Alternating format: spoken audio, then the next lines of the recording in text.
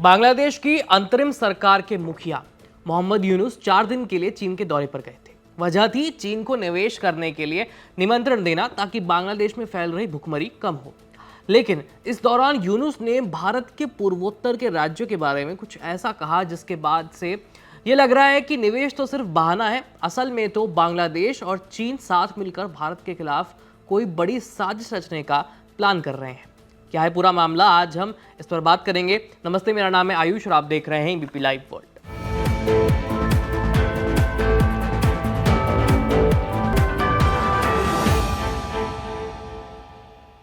यूनुस ने चीन में दिए अपने बयान में चिकन नेक और नॉर्थ ईस्ट राज्यों का जिक्र किया है। चिकन नेक ही पूर्वोत्तर भारत को देश के बाकी हिस्सों से जोड़ने का एकमात्र रास्ता है।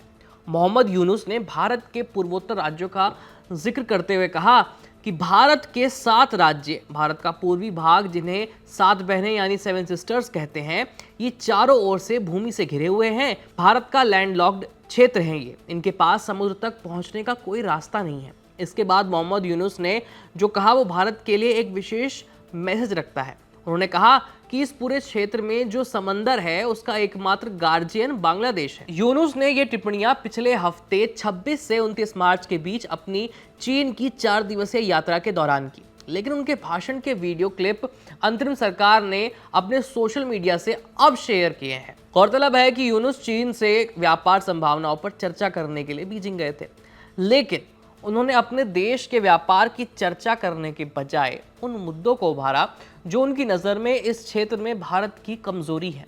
लेकिन इस इलाके में बांग्लादेश की कोई भी हरकत उसे और चीन को धूल चटा सकती है, क्योंकि जिस चिकन नेक को ये दोनों देश भारत का वीक पॉइंट समझ रहे हैं, असल में वो भारत का सबसे मजबूत सुरक्षा गलियारा है। इसलिए उस रास्ते से आज तक किसी भी दुश्मन की कोई भी साजिश कामयाब नहीं हो सकी है।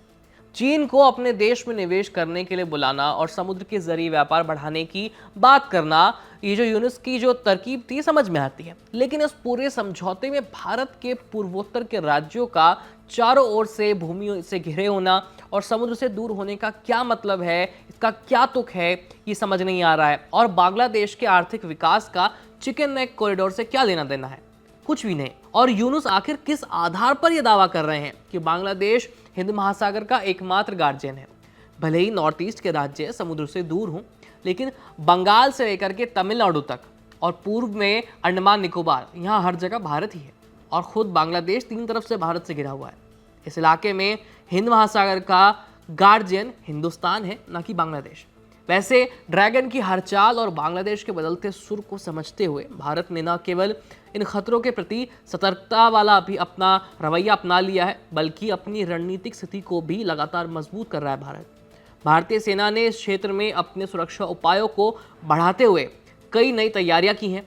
बाकी इस मामले पर हमारी नज़र बनी हुई है, इसलिए हर अपडेट के लिए हमारे चैनल के साथ जुड़े रहिए। इस खबर में इतना ही। मेरा नाम है आयुष। धन्यवाद।